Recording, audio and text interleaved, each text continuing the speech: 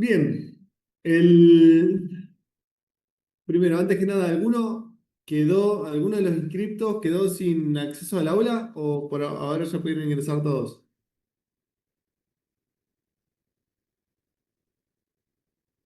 Hola, profe. Yo me anoté fuera de término, entonces no tengo el aula.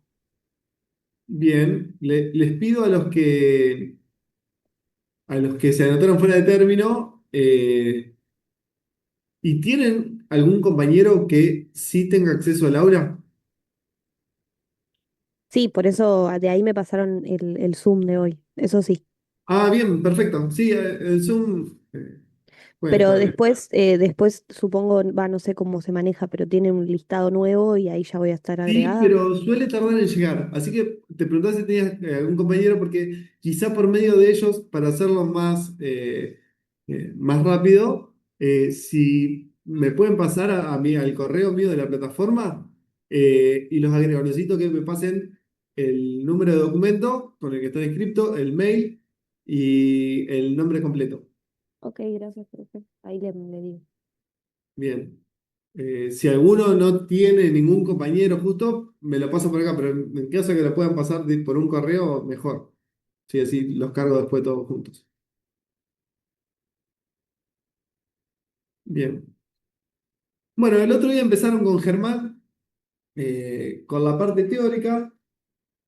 Generalmente la primera clase práctica eh, nos salimos un poquito fuera de programa. Si hay alguno que sea recursante, ya lo sabrá, de que la parte de tributaciones es un área en la que quizás llegan con la expectativa, así como cuando empezamos con contabilidad de la carrera, decíamos, bueno, a ver cómo es esto, empezamos a hacer liquidaciones, a hacer, no sé, asientos mayores, balances, ¿sí? Desde el principio, bueno, en la parte de tributación ya habrán notado que la materia no, o las materias no comienzan de esa manera, sino que, al menos de la manera en la que está enfocada ahora, porque antes de la modificación del programa, en TV Técnica Impositiva 1, algunas partes que ustedes ven en esta asignatura estaban al final, ahora se volcó toda la parte más de fondo, más teórica, al principio. ¿Sí? Entonces, por eso es que tienen mucho material de lectura. eh, lo que les dijo Germán de que es mucha bibliografía, de que les toman eso, doy fe de que les toman, de que les preguntan. Como recomendación, saliéndome también un poquito de- del camino por el que iba, suelo recomendar, sin ser el que toma la parte teórica, que utilicen manuales. ¿Por qué? Porque muchas veces preguntan, che, me compro el libro de Adam Smith, de David Ricardo, de Stuart Mill, de quien sea, y lo que tenemos que estudiar o lo que estudiamos en general tiene que ver con, no con lo que ven en clase, que generalmente es una punta rápida de algunas ideas, sino con lo que muchas veces está en un compendio, en un manual de tributación, de fondo, que eh, el que suelen utilizar generalmente es el de Dino Harach, que Dino Harach y Giuliani von Rush son dos de los tributaristas más importantes que tuvo nuestro país.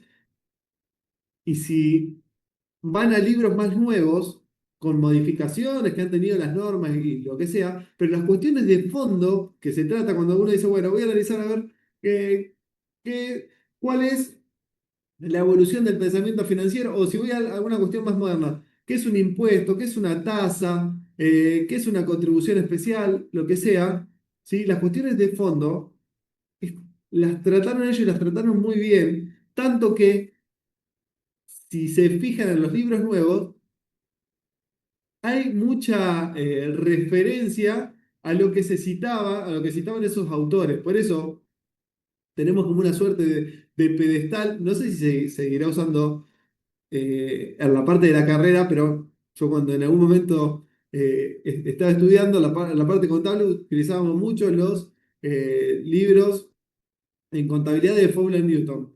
¿Sí? No sé si lo seguirán utilizando. Bueno, pero así como veíamos todos Fowler Newton, bueno, Dino Harach y Giuliani von Rush están en la cima del pedestal de la tributación en nuestro país. ¿Existen otros y muy importantes? Sí, sí, pero en ellos van a encontrar, y repito, solamente como recomendación, el que quiera leer todos los libros, perfecto y mejor, ¿sí? Pero la utilización de bibliografía tipo manual que les ayude a profundizar un poco todo lo que ven en la teoría, les ayuda.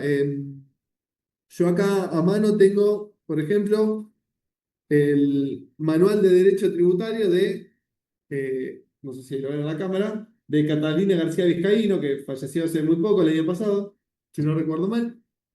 Ella también escribió un manual de derecho tributario. A mí me gusta, eh, pero porque, bueno, como les digo, justo lo tenía mal y les traigo como recomendación de forma de estudio a través de la bibliografía la utilización de manuales. Y generalmente está bueno a veces cuando están viendo un tema.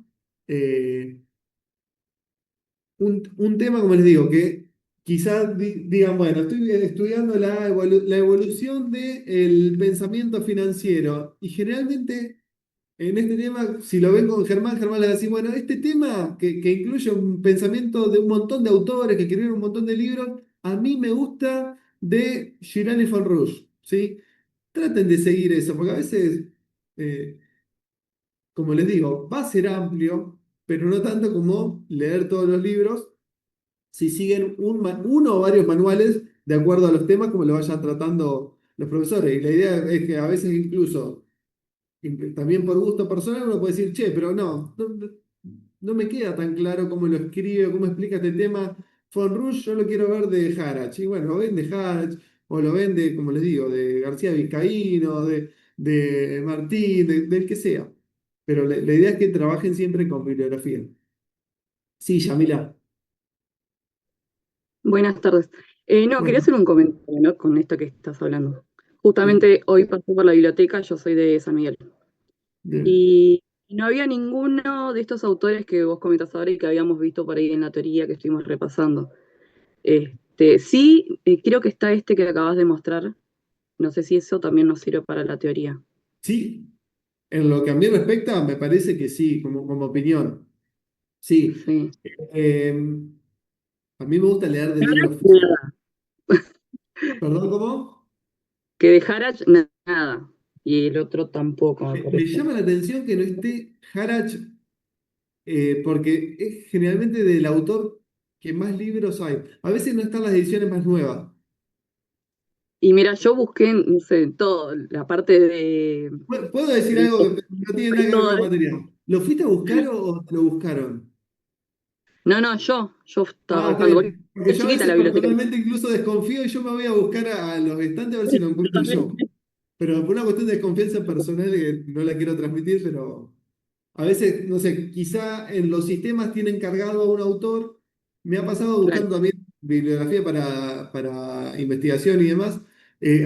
Tienen un autor cargado y no sé, y hay un tilde que en el sistema no es de la biblioteca o de las bibliotecas no está y no lo encontramos. Eh, entonces a veces la búsqueda vía sistémica a veces no resulta por esas cuestiones, que no deberían pasar, pero a veces pasan.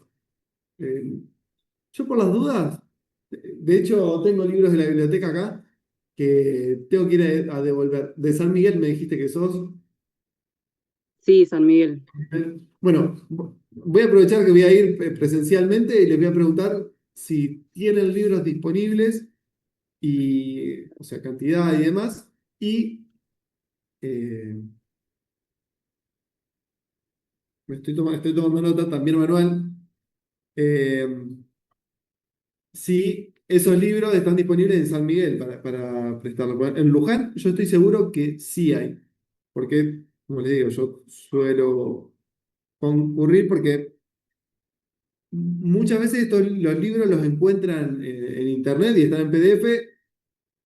A veces los imprimen porque también me gusta tenerlos físicamente. Yo personalmente me gusta leer todo en formato físico. Todavía no me he ayornado a los libros electrónicos. Claro, sí, sí, no, yo también por eso y la computadora ya mucho tiempo ya no lee Sí. nada. Bien, ahí Gabriel pasó dos links, veo, de el libro de de Giuliani von Rush y de Dino Harach, que son dos autores eh, que, si bien, como les digo, Harach no nació en Argentina, pero es argentino por adopción, porque vivió casi toda su vida acá, su trayectoria la hizo acá, creó muchos impuestos que después vamos a trabajar, no solo en esta materia, sino en otras. Eh, Así que bueno, son referencia válida y siempre vigente, aunque quizá alguna cuestión de algún tributo en particular no esté actualizada, no importa, porque de ellos lo que vamos a sacar son cuestiones de fondo, siempre. Sí que es con lo que trabajamos en esta primera materia. De hecho, por eso es mucho más teórica y por eso lo que vamos a hacer hoy, en la parte práctica, está fuera del contenido de la materia. Ahí están mandando algunos respecto del grupo y eso puede utilizar acá el chat, eso se puede utilizar tranquilo. Eh, ¿Alguien más había levantado la mano? Me parece que había alguien más que había levantado la mano, no sé si. Sí, yo simplemente quería ¿Quién? preguntar por cómo se escriben los autores. Sobre todo ese último, Julián von Rush, no sé bien cómo se escribe. Sí, yo te lo paso escrito. Gracias.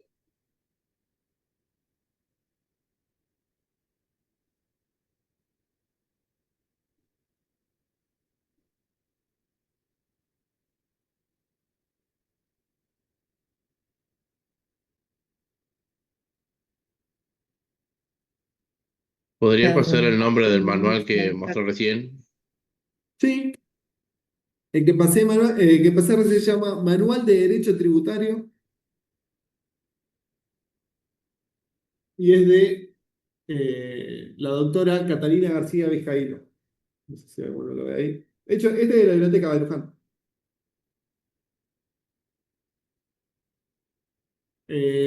Yo me lo traje para el verano, porque vieron que en diciembre me habían mandado un mail que se podían, no a los profesores, sino a los alumnos, a todo el público en general, que se podían llevar libros en el periodo que cierra la universidad.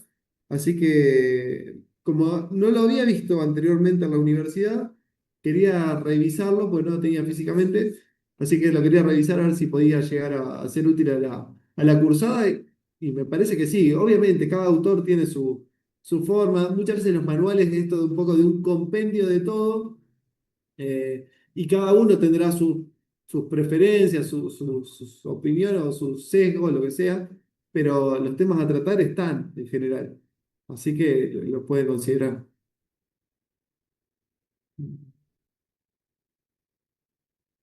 Bien, ¿alguna otra consulta respecto de la bibliografía? Ah, y después, como les digo, sigan las recomendaciones de los profesores porque en la materia también se da la particularidad de que la parte teórica está dividida en tres partes. Una primera que es la que ven con Germán. Después, creo que en el programa sigue la parte que da Nora, de Derecho Tributario, Finanzas Públicas, la da Germán, Derecho Tributario, la da Nora Galiani, no sé si lo conocen, generalmente Germán está en Luján, Nora Galiani es de Chivilcoy, y al final está Daniel, que él es de San Miguel. ¿Sí? Bueno, eh, ellos tres complementan la materia, las partes de los exámenes son, hasta la parte que dan horas, entra en el primer parcial. Vieron que como todas las materias, que la primera parte generalmente es un poco más larga que la parte final, bueno, pasa lo mismo. Esas, tomen el programa, fíjense los temas, venga una materia que va a exigir mucha lectura, traten de ir leyendo, adelantando lo que puedan. eh, y después, a partir de eso, sí, traten de seguir, al ser una materia tan larga, yo les recomiendo, respecto a la parte teórica, como les digo, yo no participo en- en el armado del examen teórico ni nada, solamente como recomendación de lo que yo haría en lugar de ustedes. Sí, Gabriel, decime. Buenas noches, profesor. Te quería hacer una Buenas noches. consulta respecto a la bibliografía. El profesor de teoría nos había dado Finanzas Públicas de José María Martín como recomendación, había dicho que era un libro muy ameno.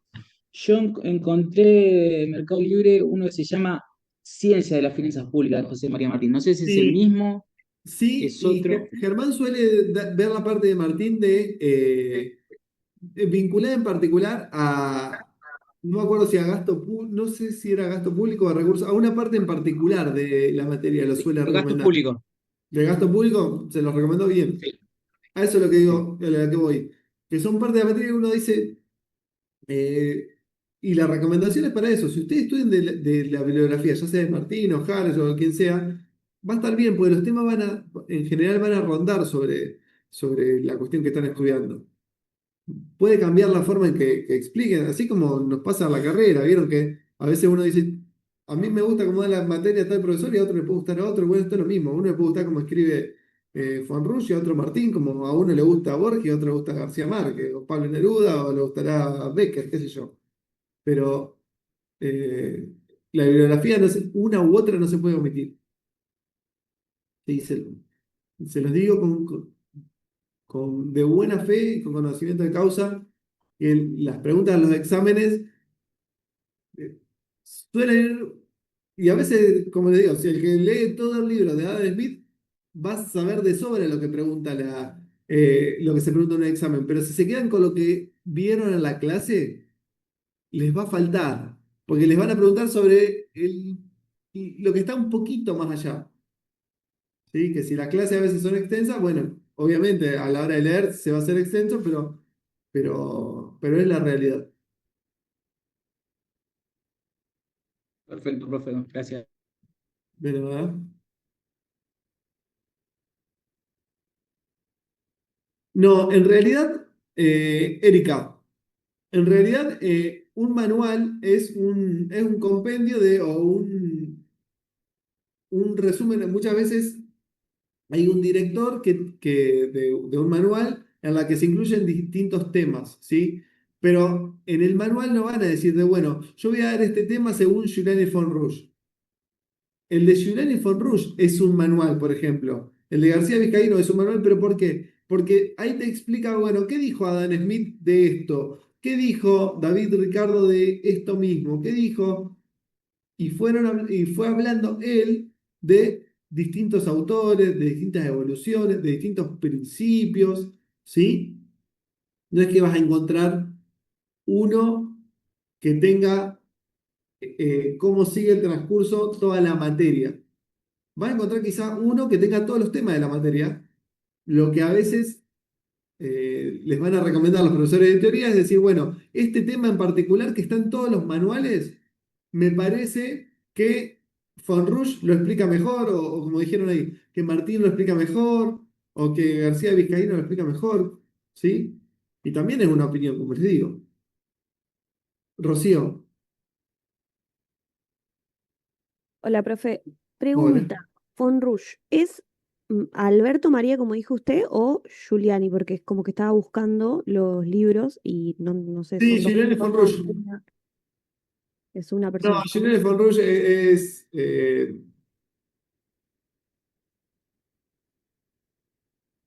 tomé el nombre.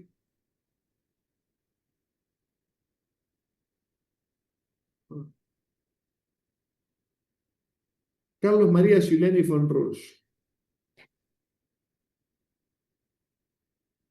Claro, por eso, entonces no entiendo si... Sí, no, no, no, no.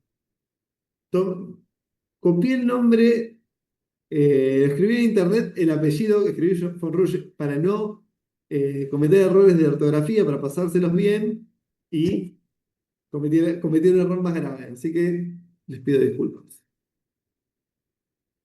Ok, Bien, entonces es Giuliani. sí, es Giuliani. Sí, Ah, ok. sí, sí. Y después preguntaba, vio que dijo que se dividía la materia en tres partes, y dijo Germán da finanzas públicas, y después nombró a Sí, Nora y a Daniel. sí. ¿Podría repetir la parte que dan ellos? ¿Cuál sería? Así Sí. los noto. Nora de la parte de derecho tributario. A ver si tengo un programa acá cerca. Creo que es. En el programa tienen primera parte que dice cuestiones de finanzas públicas, economías del sector público, que son los puntos 1, 2, 3, 4, 5 y 6 del programa. Esa parte la da Germán. Después está la segunda parte que dice derecho tributario, que les va a hablar de derecho tributario en general, derecho tributario constitucional, derecho tributario internacional e interjurisdiccional, ¿sí? Cuestiones de si es entre países o dentro de un país, ¿sí? Derecho tributario material sustantivo y nociones de derecho tributario procesal y procedimiento administrativo. Esa es la parte que da Nora, la segunda parte. Y tercera parte dice en el programa, como título, procedimiento tributario y nociones de derecho penal tributario, eh, que son los puntos que siguen en el programa hasta la finalización, que es la parte de procedimiento tributario. La ley 11.683. Antiguamente, la parte de finanzas públicas y derecho tributario estaba todo muy comprimido en la primera parte de teoría impositiva 1 y la última parte, la que acá tenemos como tercera, la de procedimiento tributario, estaba al final de todo, en teoría impositiva 2. ¿Sí? Así que ahora toda esa parte que era más teórica se agrupó en esta materia. Con el tiempo, obviamente, todos veremos si funciona, ojalá que funcione mejor, y si no funciona mejor, se tratará de modificar. Bien, hoy, retomando al inicio, les comenté que la expectativa muchas veces suele ser que empezamos con tributación y viene y dice, bueno, vamos a ver cómo esto de la liquidación de impuestos, esto que muchas veces escuchamos en una noticia, no sé ahora cómo, eh, tienen acceso a las noticias. Antes uno podía decir, bueno, en un diario, en un noticiero, hoy quizás son las mismas cosas, pero por diferentes medios, ¿sí? Y escuchábamos hablar de el impuesto a las ganancias, ingresos brutos, de cargas sociales, de el IVA, ¿sí? No sé si hablaron de algún impuesto en particular. Y lo que sí suele suceder es que cuando se van viendo los distintos temas, también en la materia, también se nombran a esos tributos, ¿sí? ¿Y qué pasaba? Antes veíamos, como les dije, muchas veces los tributos en particular y no teníamos la cuestión de fondo, todas las bases, todos los principios, ¿sí? Y había una parte que por ahí se perdía. Y ahora que tenemos la cuestión de fondo al principio, cuando se trata de ejemplificar con algún impuesto en particular, muchos quizás trabajan en áreas contables, en administración, pero quizás otros no. O sea, yo hice toda la carrera de contador y hasta que me recibí no empecé a trabajar en cuestiones administrativas. Trabajaba otra cosa que nada que ver. ¿Sí? Ah, Así muy que, bien, entonces. ¿eh? No, lo que no significa que yo sea un ejemplo así, pero para nada. Así que no sé si vas bien o vas mal, solo di mi experiencia de vida. Eh, bien, pero por eso, y sí yendo a ese caso, y tratando de, para los que trabajan en un área contable o lo que sea, repasar cuestiones que ya las sabrán, porque vamos a ver cuestiones ni siquiera de teóricas ni de liquidación, sino cuestiones, pero básicas, básicas al estilo coloquial, que después cuando veamos esos impuestos en particular en tributación 2 y en tributación 3 van a decir, che, pero esto lo que me dijo acá no era tan así, o por algo vamos a tratar cuatrimestres enteros en ver, no sé, el impuesto a las ganancias, en tributación 2 con Santiago, o seguramente en tributación 3 me vuelvan a ver y hablemos de bienes personales, de IVA, de ingresos brutos, de convenio multilateral, ¿sí? Y van a ver que es mucho más amplio, muchísimo más complejo. Por eso, para los que trabajan esto, encontrarán o observarán deficiencias o algunos errores en lo que vamos a ver ahora a continuación. pero la idea es tener una base muy, como digo, muy coloquial en el sentido de nada técnica, ni teórica, ni nada, sino respecto de distintos tributos que pueden llegar a tener como ejemplo en la parte teórica. Y como les digo, cuando planteo este ejemplo, distintas cuestiones que se nos pueden dar cuando terminamos de cursar la carrera. Ahí, no me acuerdo si era Emiliano que dijo que iba bien. Entonces dice, acá tengo el título, lo pongo en un cuadrito, abro un estudio, sí, y empiezo a trabajar. Y ahí me golpearon la puerta y apareció una persona que me dice, ¿qué hago ahora? ¿Cómo que hago? Y porque, no sé, abrí un kiosco. ¿Qué tengo que hacer? ¿Sí? Y tendrás que vender alfajores. Yo seguramente seré el primer consumidor de esos alfajores, pero la persona nos vino a ver para que le hagamos lo que ustedes querían hacer, o lo que, con la expectativa que venían de liquidar impuestos, ¿sí? Y para llegar a liquidar impuestos, nosotros vamos a analizar cuestiones que son complejas, que surgen de leyes, que esas leyes tienen en cuenta distintos aspectos, que tienen en cuenta distintos principios, distintos marcos normativos, ¿sí? Que tienen en cuenta distintos aspectos que son para determinados sujetos, para que graban determinados objetos en determinado tiempo y espacio, ¿sí? Pero nosotros hoy vamos a ser livianitos. Esto no es para algo que va a entrar en un examen. Es para eh, hacer una suerte de charla de café, ¿sí? Una charla de café de pensar, ese primer cliente que nos está golpeando la puerta, ¿sí? Nos dice, bueno, mira, me surgió esta oportunidad de negocio, yo sé hacer esto perfectamente, pero la típica frase que viene, pero de papeles no sé nada. Bueno, y ahí nosotros analizaremos, y voy a compartir una pantalla para que podamos verlo.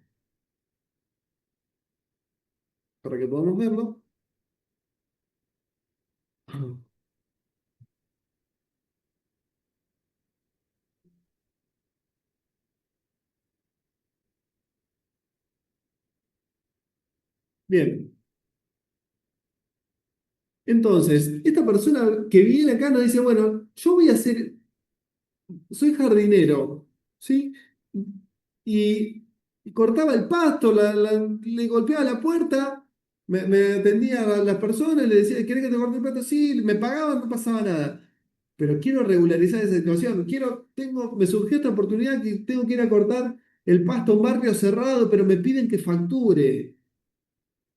Bueno, y ahí empezaremos nosotros a analizar la situación tributaria de este potencial contribuyente.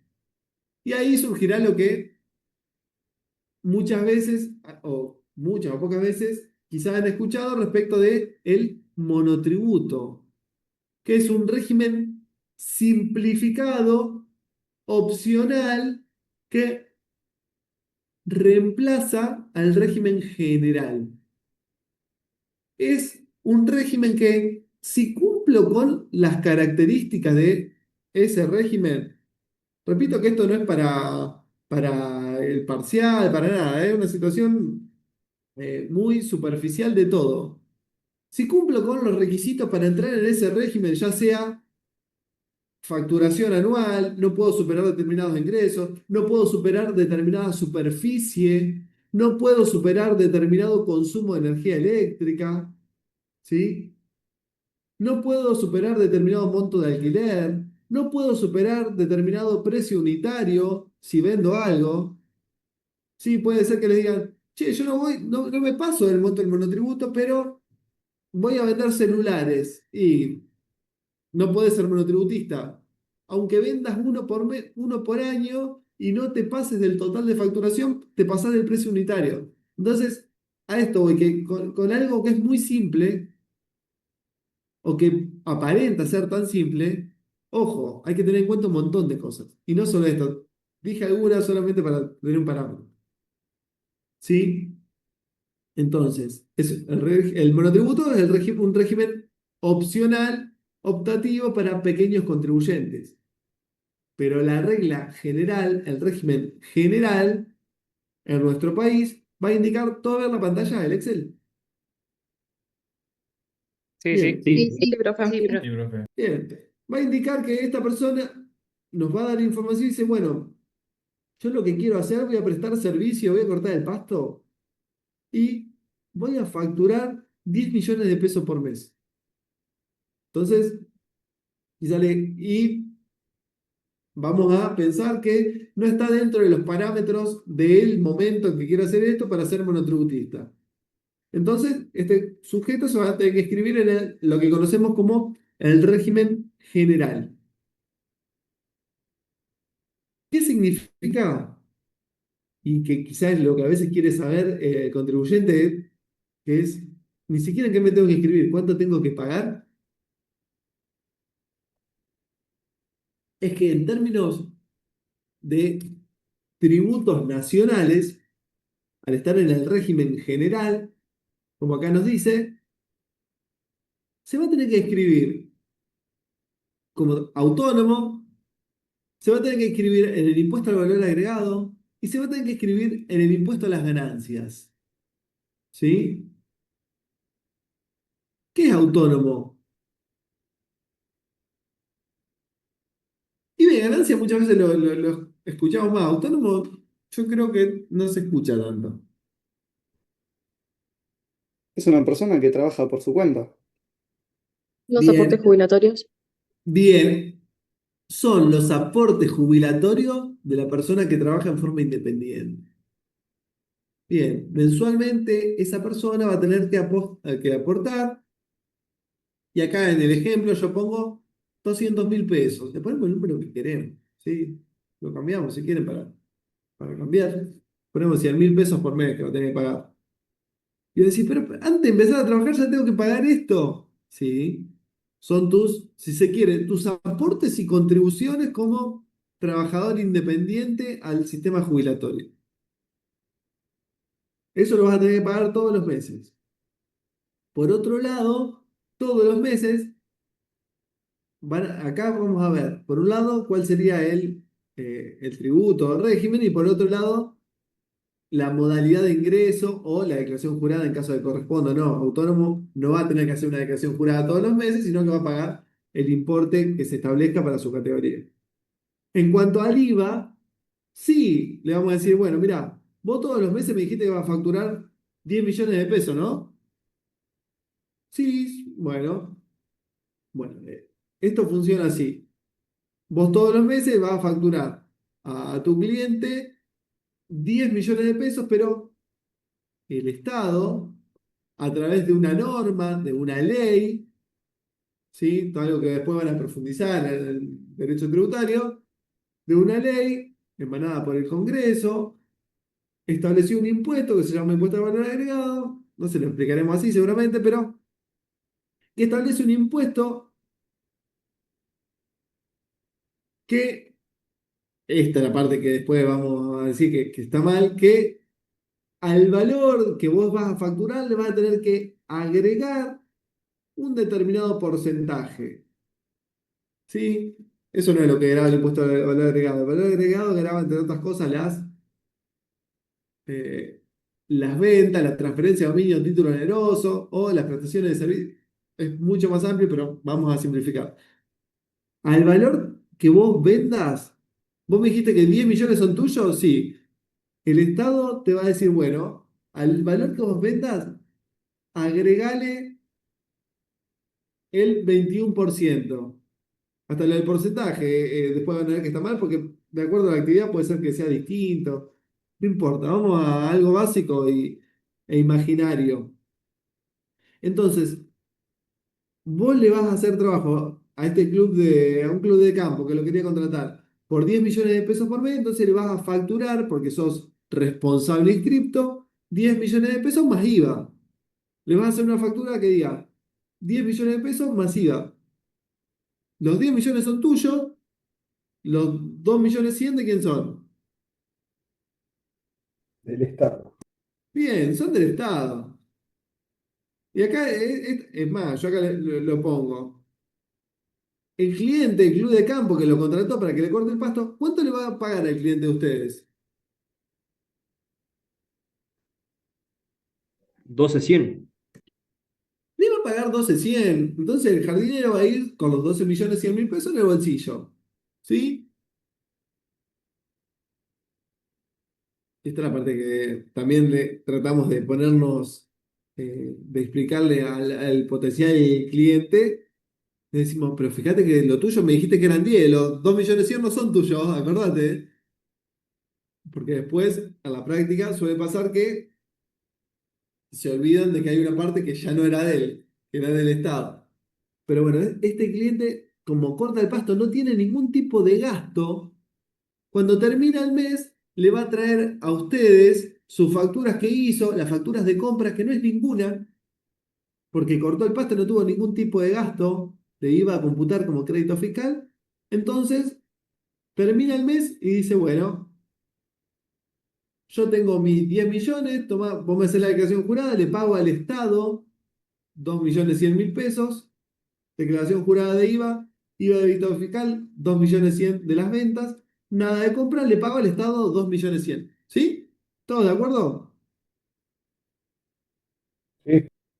Entonces el cliente dice, bueno, pero nada, entonces esto deriva, si yo pongo en una cajita mi plata y en otra cajita lo que es del Estado, no me peleo con nadie, todo perfecto. O sea, tengo que, después me dijiste sobre la jubilación, que tenía que pagar, bueno, lo voy a tener en cuenta también, nos va a decir nuestro cliente. Y nosotros le decimos, espera. No terminó ahí, porque el Estado no es únicamente el Estado Nacional, también vas a tener que realizar o inscribirte en un impuesto a nivel provincial o jurisdiccional. Si estás en la provincia de Buenos Aires, serás contribuyente local. Si estás en la provincia de Santiago del Estero, serás contribuyente local de esa provincia. Pero si trabajas en más de una provincia, vas a ser contribuyente de convenio multilateral. ¿Qué significa? Que tiene que pagar ingresos brutos, porque todas las provincias, todas cobran ingresos brutos, todas,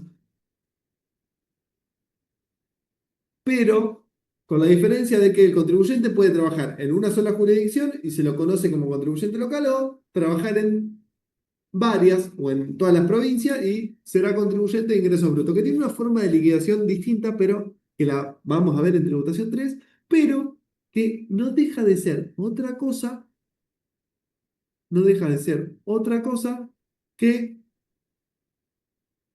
este impuesto. Entonces, todos los meses vamos a tener que hacer una declaración jurada de ingresos brutos. ¿Y cómo es eso de ingresos brutos? Bueno, también vas a pagar, la forma de liquidación va a ser distinta. Después vamos a profundizar en algún caso seguramente cuando veamos. Pero vamos a ver que en cuanto a ingresos brutos, las provincias establecen un impuesto que se calcula de acuerdo a un porcentaje de las ventas. Después en tributación 3, yo esto que les estoy diciendo lo voy a negar. Voy a decir que eso no es lo que graba ingresos brutos, pero porque ustedes ya van a saber, ya van a haber hablado, ya van a saber perfecto qué es un hecho imponible, cuál es la diferencia con una base imponible. Entonces, me van a decir, eso que me dijiste ahí no estaba bien. Lo que me estabas diciendo era que la base imponible era las ventas, ¿sí? Pero ahora no estamos por eso. Estamos teniendo una charla de café, algo que no entra para el parcial, que está fuera del programa. Entonces, de los 10 millones que facturé, la provincia X me dice, bueno, yo te voy a cobrar el 3% de ingresos brutos de lo que factures. 300.000 pesos van a ser para la provincia, mes a mes.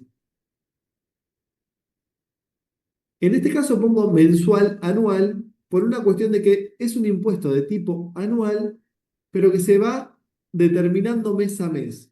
¿Sí? Entonces después al final del año se termina haciendo una declaración jurada que es un resumen de lo que pasó en todos los meses.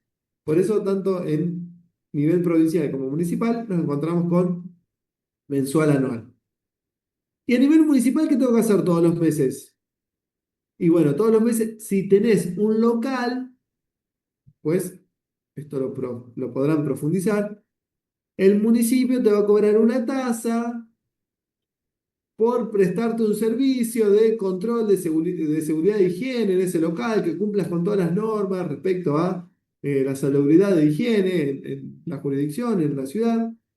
Entonces te va a cobrar también de acuerdo a distintos parámetros, pero muchas veces terminamos viendo que también se termina aplicando sobre un porcentaje de las ventas como uno de los parámetros, pero que suele ser el más utilizado.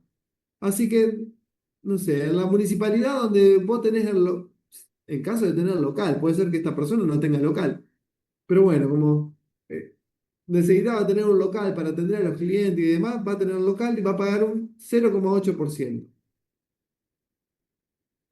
Ah, bueno, entonces ya le tengo que pagar a la nación, a la provincia, a la municipalidad, y ahí terminé. No, no, pará, ¿te acordás de el que escuchás siempre el impuesto a las ganancias? Bueno, eso es un impuesto anual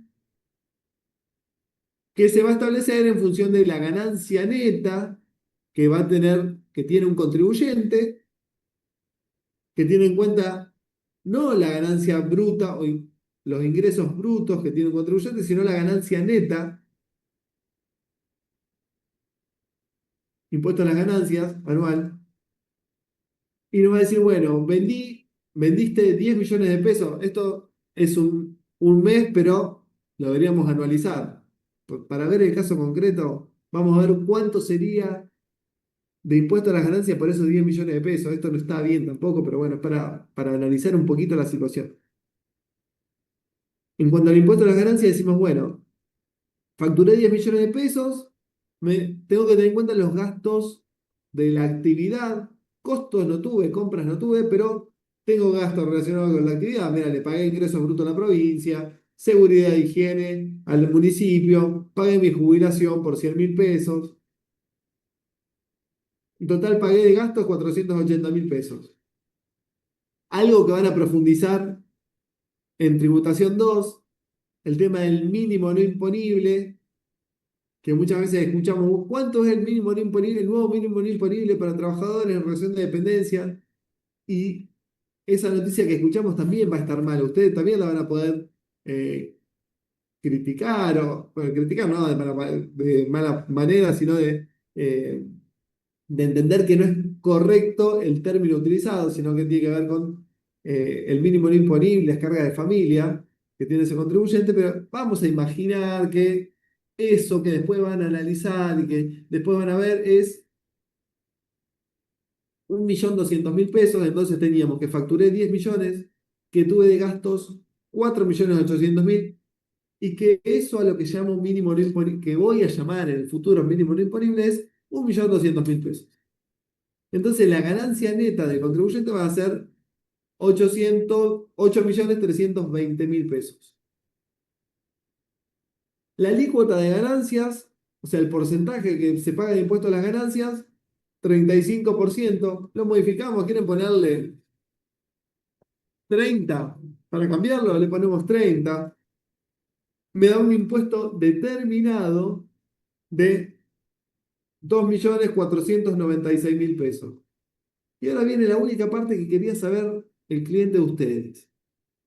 El cliente de ustedes les dijo, che, yo te dije que iba a facturar 10 millones de pesos, ahora vos me decís que le tengo que agregar el IVA, que además sobre los 10 millones de pesos voy a pagar ingresos brutos, seguridad, higiene, ganancia. Che, entonces yo pensaba ganar 10 millones de pesos y al final los 2.100.000 de IVA me los guardé en la cajita, como me dijiste, los pagué. Bien, los entré y los saqué, eso no lo tengo en cuenta si quieren. Pero los 300 de ingresos brutos, los 80 de seguridad e higiene, los 100 de autónomo, pagué en total 480.000 pesos. Acá está. Y de ganancia me decís que el año que viene, cuando tenga que hacer la declaración jurada del impuesto a las ganancias, una parte de eso ya, que ya me la voy a haber gastado, no es mía. Por supuesto, por- porque tenés el deber de contribuir, entonces una parte le va a corresponder al Estado, va a tener que determinar el impuesto a la ganancia y en total, este contribuyente que pensaba ganar 10 millones de pesos, ¿cuánto terminó ganando?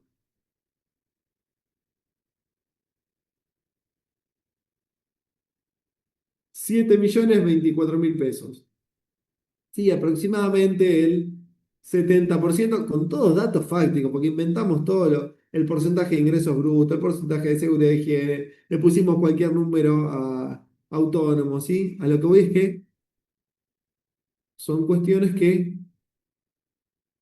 tenemos que entender y tenemos que tratar de que, no explicarle técnicamente, no le vamos a sacar los libros al contribuyente, pero tratar de explicarle de que eh, los tributos van a operar de esta manera.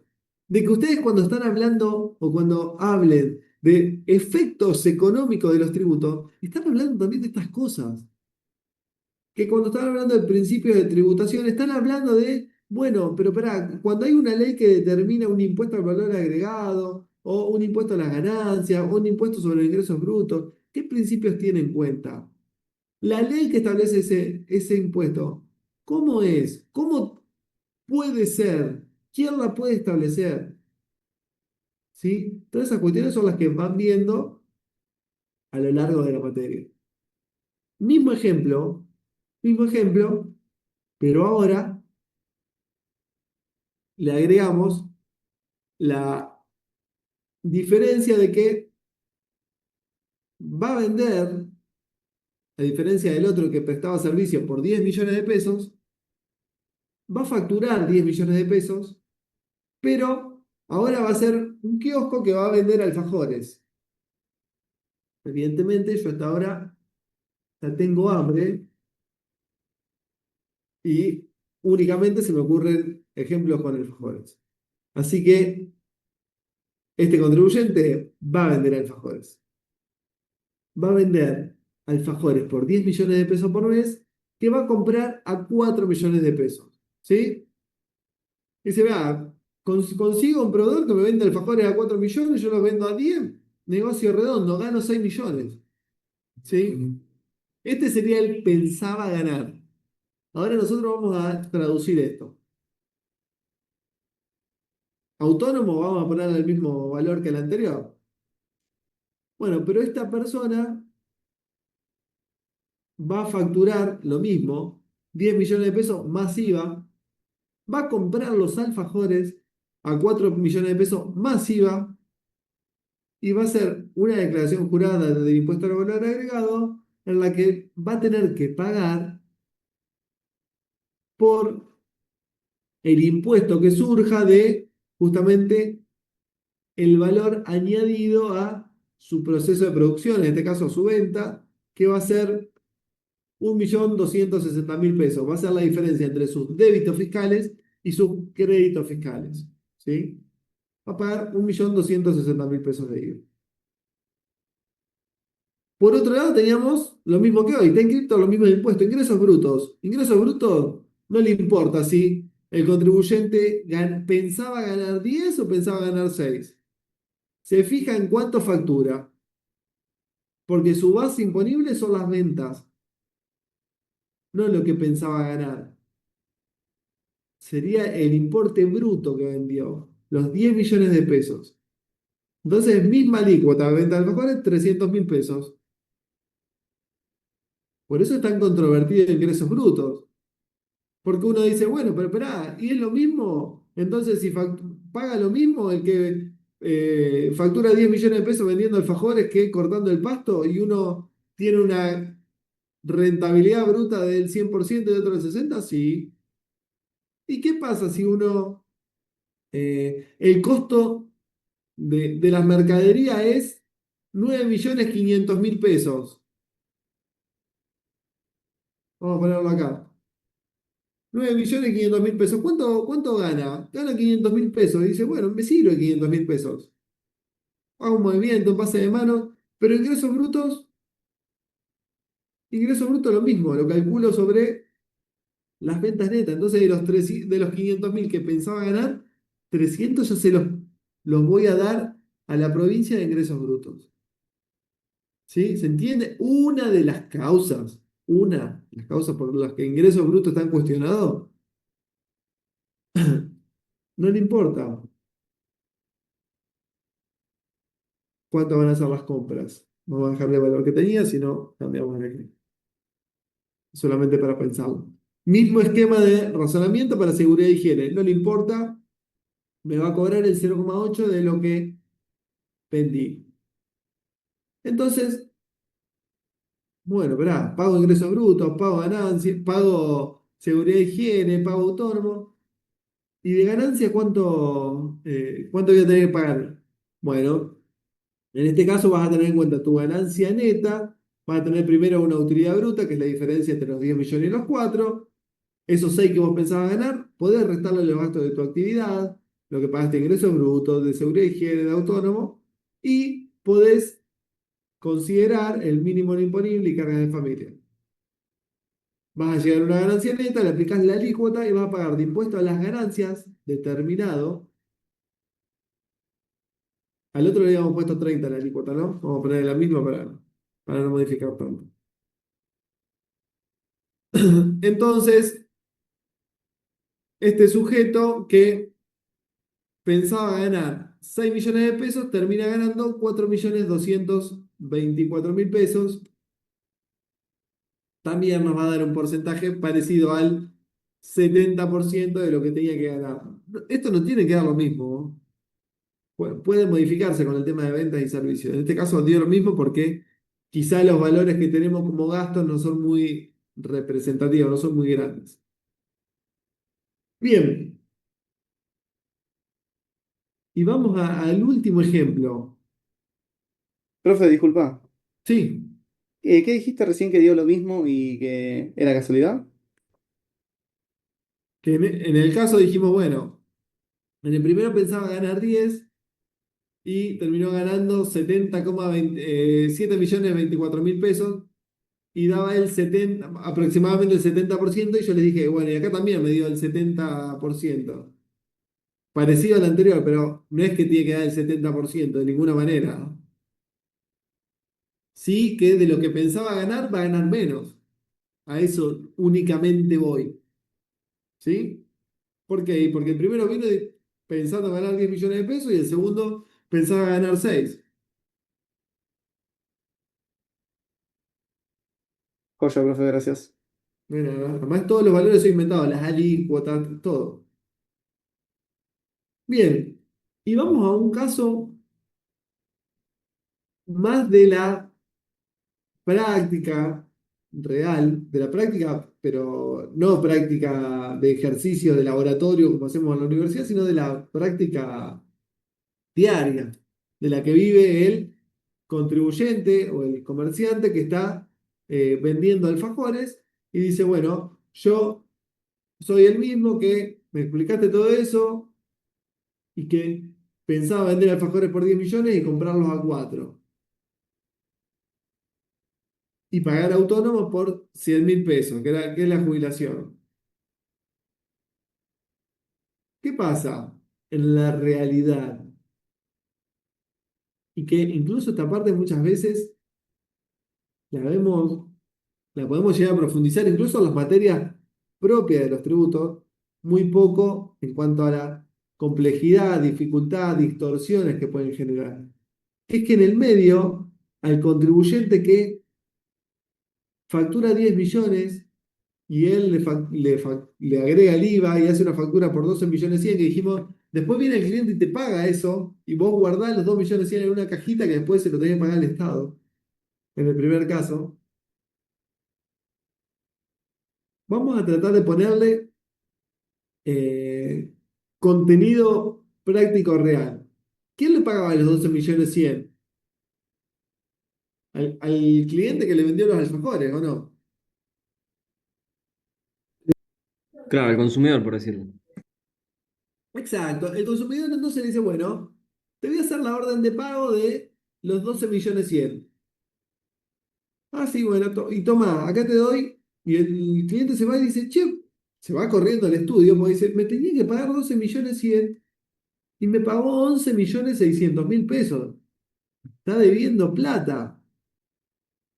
Y se fijan y no, es que dentro de esa orden de pago le retuvo impuesto al valor agregado, le hizo una retención de ingresos brutos de la provincia a la que corresponda y una retención del impuesto a las ganancias de 100.000 pesos.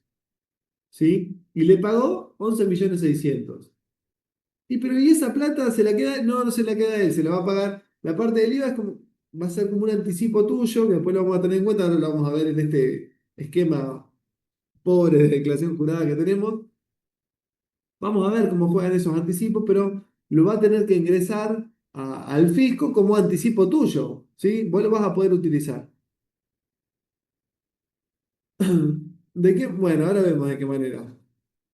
Pero, dice, pero no solo eso.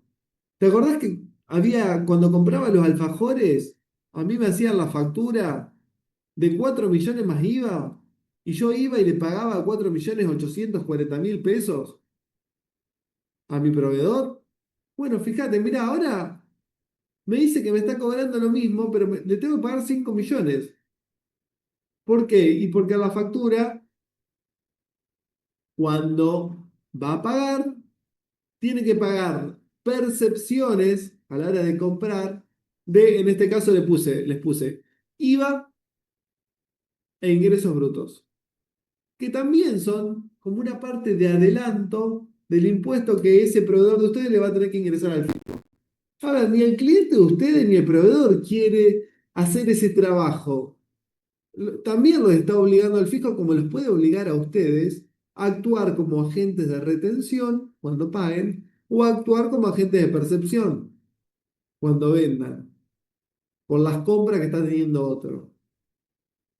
¿Sí? Es una carga pública que tiene que reunir las características que exige una carga pública.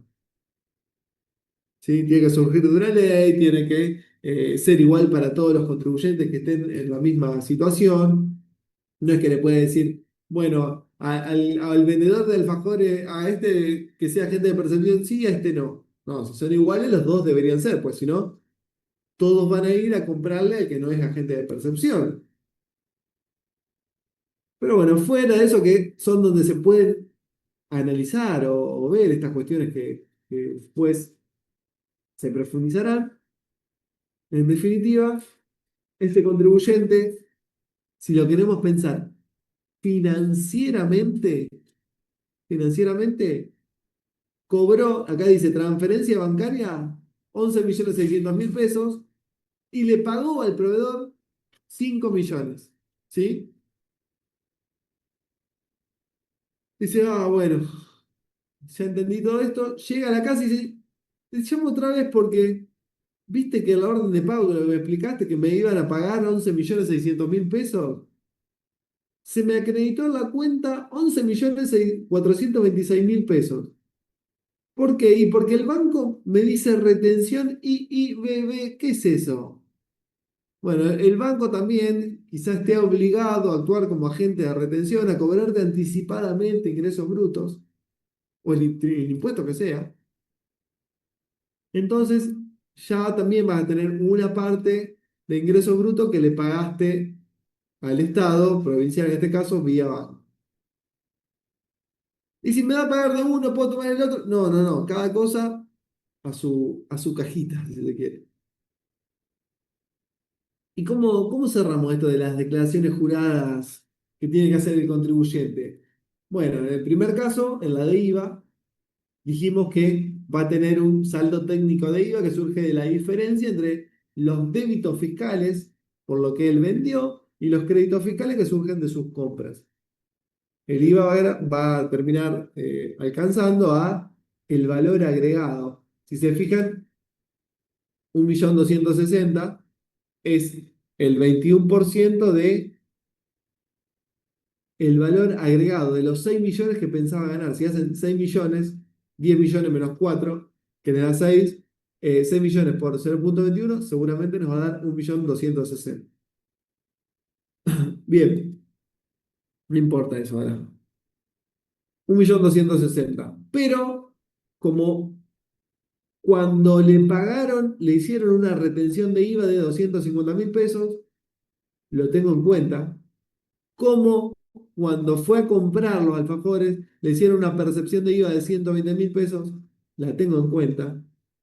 Total de retenciones y percepciones 370.000, entonces ya te pagué 370.000, te tenía que pagar 1.260.000, ahora tengo que pagarle al fisco 890.000 pesos, ¿sí? Porque una parte ya la pagaron. Bien, ¿y cómo fue Perdón. el ingreso bruto? Sí, O sea que una vez que tenés el saldo técnico, tenés que restarle las retenciones y las percepciones.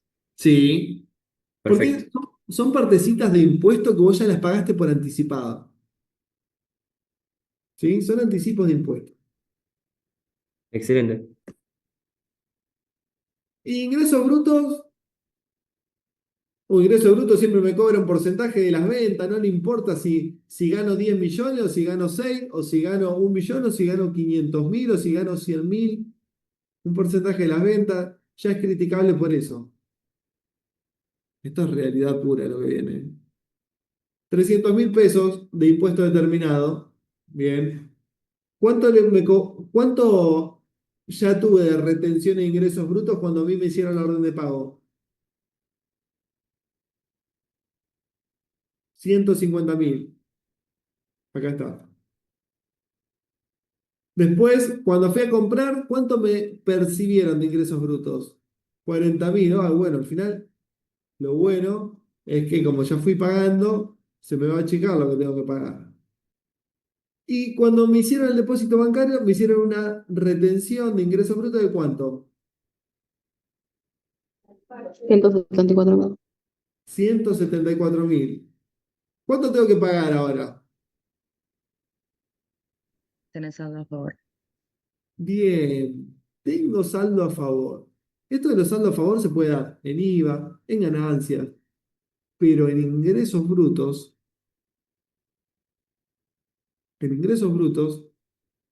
es muy común, es muy recurrente. Es algo que siempre pasa las décadas. Y esto no es una cuestión política en el sentido de una administración o partido político puntual, sino que en general es recurrente el tema de los saldos a favor que tienen las provincias. ¿Por qué? Porque este contribuyente dice, bueno, por lo menos este mes no pago. ¿Y estos 64 qué pasa? Y los podés usar el mes que viene. Perfecto. Y si el mes que viene pasa esto mismo, bueno, 64 tendrá más 64. Y si el otro mes, y esa es la realidad, que hay tantos regímenes de recaudación anticipada, y en particular de ingresos brutos, y repito, no es provincia de Buenos Aires, es provincia de Buenos Aires, es Capital Federal, es Neuquén, es Tierra del Fuego, es Jujuy, es Salta, es Misiones, es Tucumán, es la que quieran, es la que quieran. ¿Por qué? Y después, esto lo podemos ver. Ah, bueno, espera, ¿y esto del gasto público que ven en la teoría? ¿Tiene algo que ver con esto? Y sí, por supuesto que tiene que ver. El gasto público va a tener que ser afrontado con los recursos públicos, entre ellos van a tener los tributarios. ¿Ah? Entonces, todo tiene que ver con todo. Pero esta es una situación que se da en la realidad. El tema de los saldos a favor de muchos tributos, en particular de ingresos brutos. Antes de seguir, les dije, de IVA puede pasar, sí, puede pasar por retención y percepciones, sí. También puede pasar que el contribuyente diga, ah, pero pará, si yo vendo por 10, ¿sí? Y compro voy al otro caso que es más fácil. Y compro por 14, no tengo que pagar IVA, tengo saldo a favor, y sí, lógicamente. Ah, pero me conviene hacer eso. ¿Por qué? Porque a mí, porque comprar yo tengo que ir a comprar y después vender no me piden siempre factura. Y pero a ver, el contribuyente no es que es un genio y lo del Estado o el fisco es Claro, un... ahí entra el tema de cómo justificas tus compras. Claro, no es que el contribuyente que tiene sentado enfrente es brillante y el fisco es un sonso, ¿sí?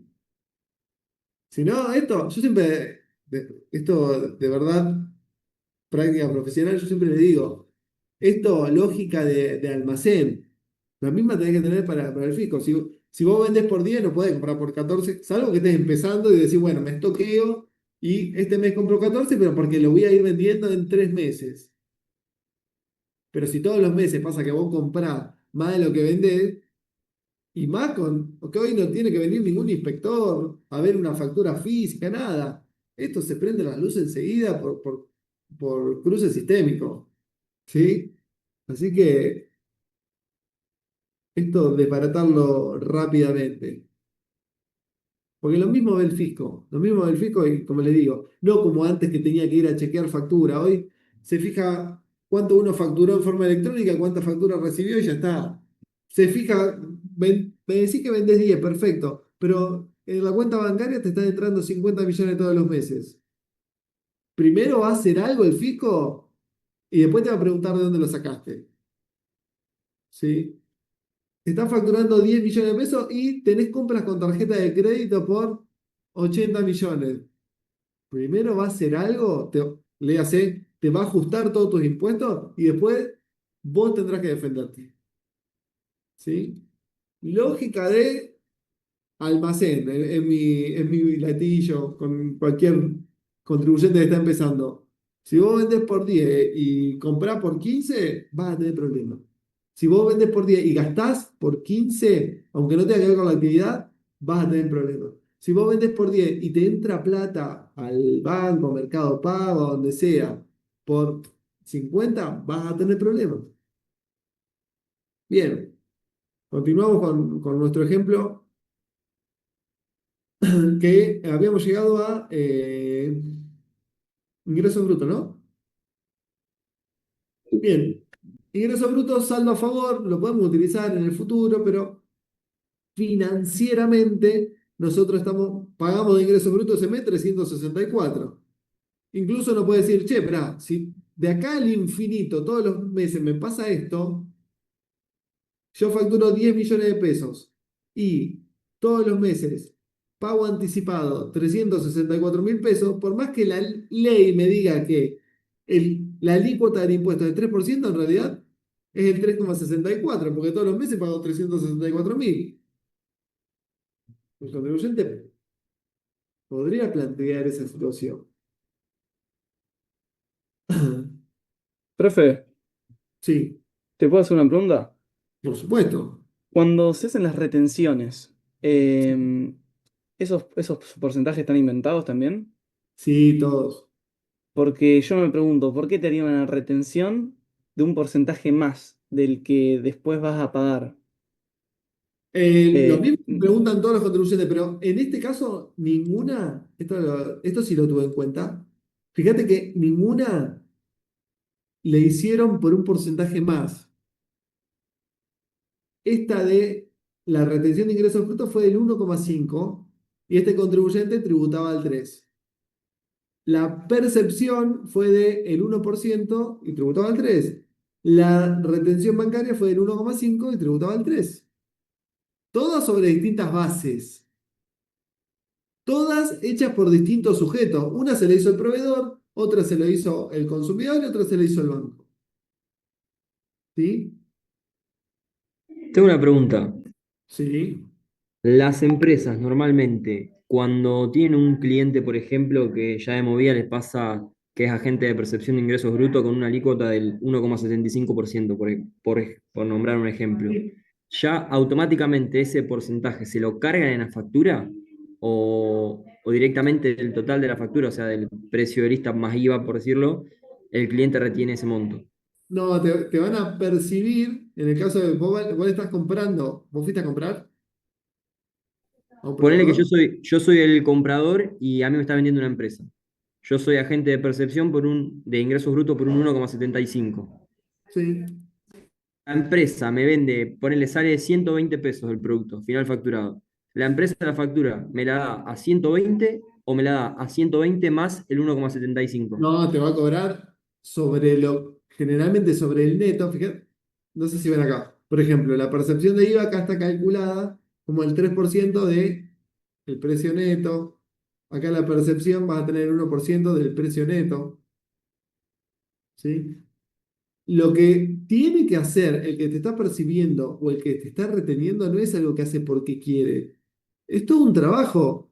Tiene que tener un sistema, tiene que hacer declaraciones juradas, ingresar lo que percibió, lo que retuvo. Esto no se hace porque quiere. Después otra cosa dirá, che, esperá, es agente de percepción, le percibe a los que van a comprar y después no lo ingresa. Bueno, ahí habrá un ilícito, claramente. Pero si salimos de esa situación excepcional, el contribuyente que está, el agente de percepción, le están imponiendo una carga también. El que fue a comprar tiene que pagar más, pero el que está haciendo eso está haciendo también un trabajo de más. Y no es que le están pagando de más el trabajo que está haciendo, no, no. Eso es gratis. Eso lo está haciendo porque es una obligación. Así como una obligación del que está vendiendo los alfajores, vender, agregarle el IVA. Bueno, es una obligación y hacer su declaración jurada es una obligación. ¿Sí? Porque a veces, Consulta, sí, perdón. no, quería decir que a veces termina pareciendo como que es una batalla entre el comprador y el vendedor, y en realidad, y repito, uno a veces dice, che, pero pará, ¿y si está haciendo esto? No, no, pensemos en la situación de buena fe. Cada uno está haciendo lo que le manda hacer el fisco. ¿Sí? Sí, ahora no vi quién me había hablado. Yo. Consulta igual. Dale. Lo que es régimen de retención y percepción, Sí. ¿los agentes retienen y perciben todos por igual la misma alícuota? ¿O el caso No, este de la diferencia de alícuota es al caso práctico nomás? no, es para el caso práctico. Es más, cada provincia establece quiénes son sus agentes de retención y percepción de distinta manera. Así que nosotros estudiamos, por ejemplo, el IVA, y es una ley que van a aplicar para todos los contribuyentes en general, pero ingresos brutos, por ejemplo, tenemos que tener en cuenta 24 códigos fiscales. 23 provincias para la Ciudad Autónoma de Buenos Aires. Si tenemos un contribuyente que vende por Mercado Libre a todas las provincias, a todas las jurisdicciones, vamos a tener que estudiar 24 códigos fiscales, vamos a tener retención y percepciones de 24 jurisdicciones, cada una con sus normativas. Cada una, uno va a decir, che, pero ¿por qué este me retiene cuando le vendo me hace una retención de ingresos brutos de Santiago del Estero 3% y de Buenos Aires 0,5% y de Salta el 2%? ¿Por qué? ¿Y qué tiene que ver? Yo para todas las actividades pago también. Puede ser que también pague o la alícuota respecto a ingresos brutos sean todas distintas, pero imaginemos que tiene la misma. En todas pago lo mismo. Y bueno, pero porque la norma que establece los regímenes de recaudación los establece cada provincia. Cada provincia. Y todas con distintos parámetros. ¿Sí? Sí, igual yo me refería a ponerle, no sé, Buenos Aires particularmente, que el que yo más manejo.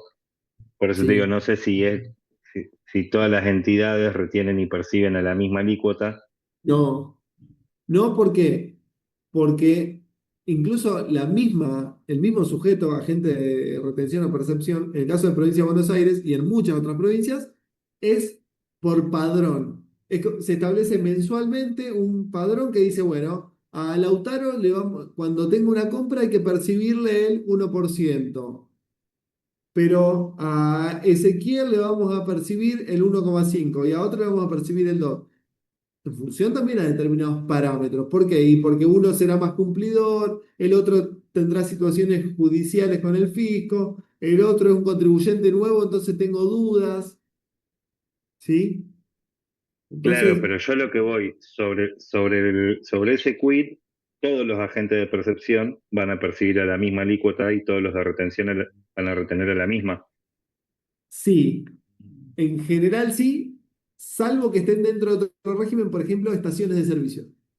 Quizá a veces las estaciones de servicio, que son casi todas agentes de retención y percepción, a veces tienen como un padrón especial. Pero en términos generales, si no, sí. Ok.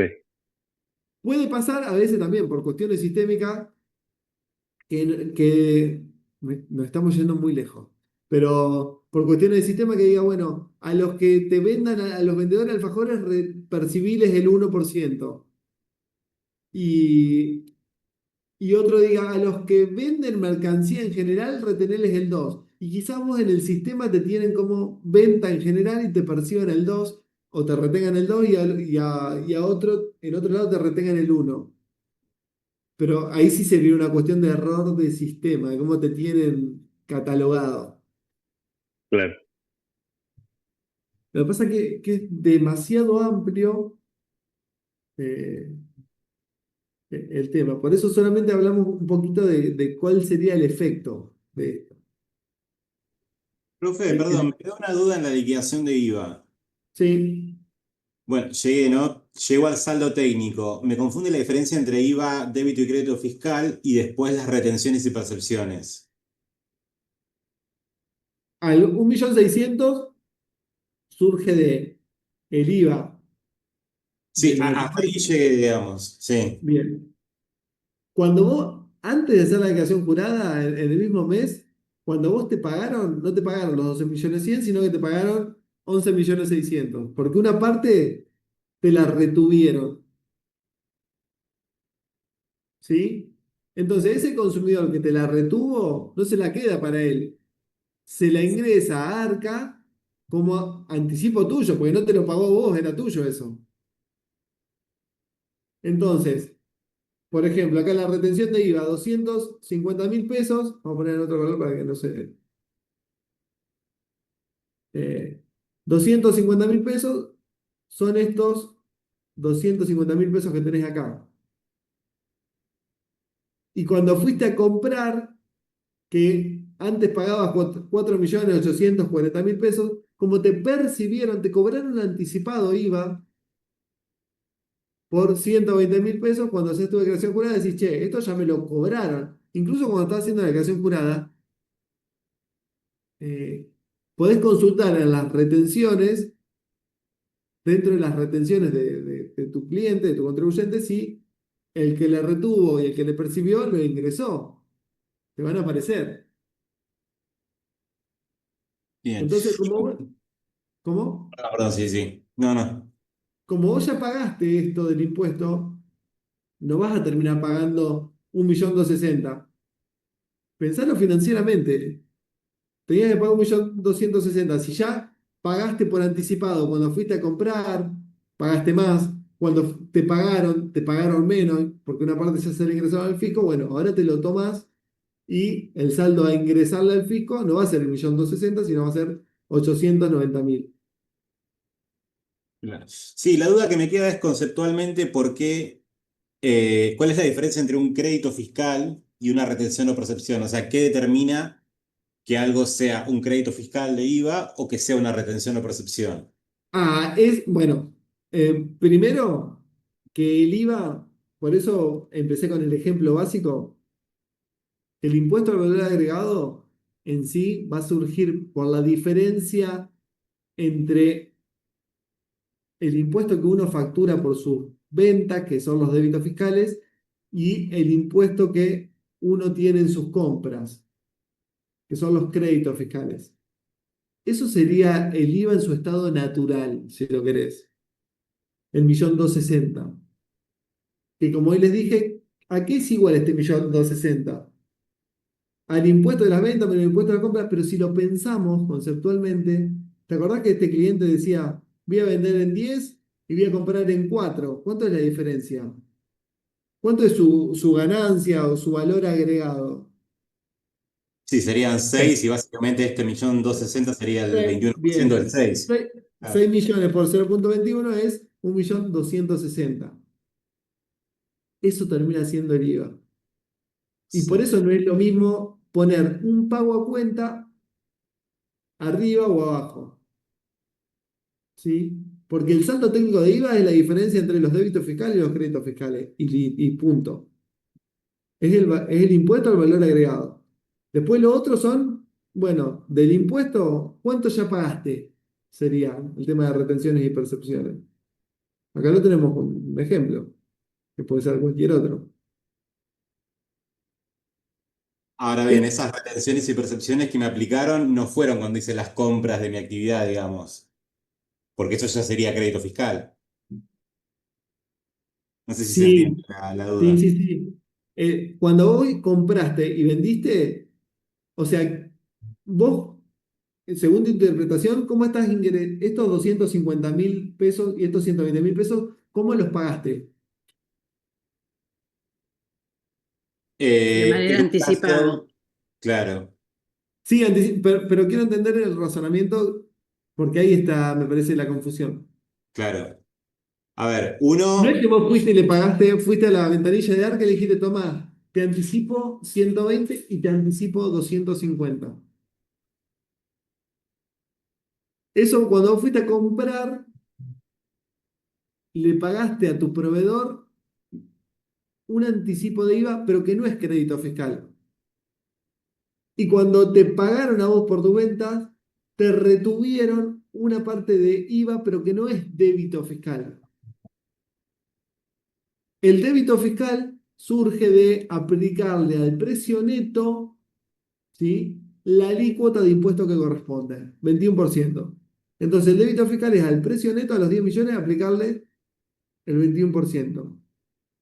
Y el crédito fiscal, con todos sus requisitos, va a surgir de aplicarle al precio neto, a los 4 millones, la alícuota correspondiente, el 21%. Entonces, crédito fiscal es eso. Lo otro es una, una forma de cobrar anticipado el tributo, una forma de recaudar del Estado anticipada. Por eso primero tienen el ejemplo sin ningún tipo de retención y percepción. Porque estarían viendo ahí cómo funciona el tributo puro. Y después lo que se le agrega es, bueno, che, y en la práctica, ¿por qué me pagan menos de los 12.100.000? ¿Por qué tengo que pagar más de los 4.840.000? Y porque existen un montón de formas en que, olvídate del IVA, porque quizá con el IVA se hace más complejo porque tenés diferencia entre compra y venta. El impuesto, ¿dónde lo tenemos? Ingresos brutos. El impuesto determinado al impuesto a los ingresos brutos es 300.000 pesos. Uno puede decir, tengo un crédito de 64 o que ya haya pagado 300 y que el saldo de ingresar sea cero. Pero a esto también van a llegar una vez que lo vean en la teoría. Pero no es lo mismo el impuesto determinado que el saldo a ingresar.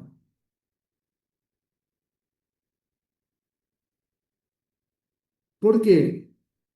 Fíjate en el ejemplo. Profe, disculpe que lo interrumpa porque lo estoy tratando de seguir. Después hay posibilidad de que usted suba el Excel como para tener una referencia de lo que Sí, estuvimos igual como le haciendo. digo, esto no está dentro del programa ni nada, ¿no? No, no, pero como para tener una referencia de lo que estamos viendo.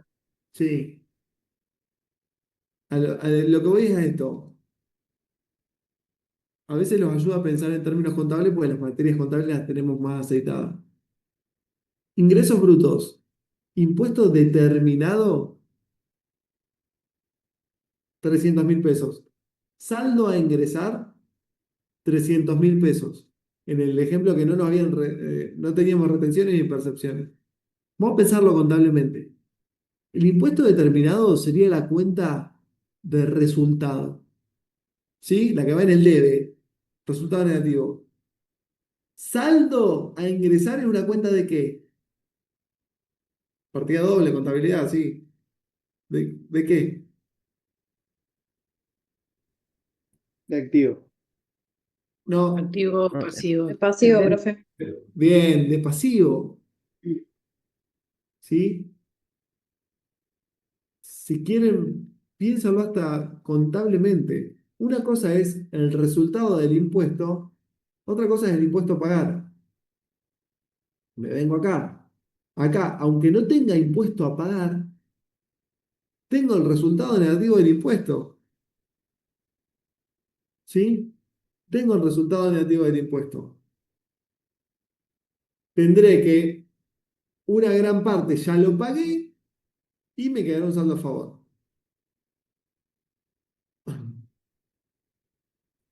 Seguridad, seguridad de higiene, bueno, de la misma forma funciona el IVA.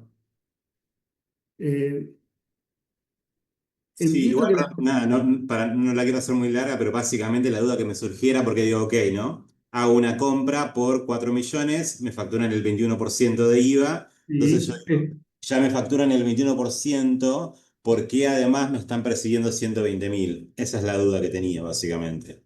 Si ya me están, digamos, facturando el 21%. porque los estados, y hablo de los estados porque en este caso sería el Estado Nacional, lo obliga a el vendedor, a determinados vendedores, a que además del crédito fiscal, que eso es obligatorio para todos, algunos que le cobren una parte de impuesto anticipado. Mm. ¿Sí? Profe, eso no depende de la actividad que hace cada empresa, digamos.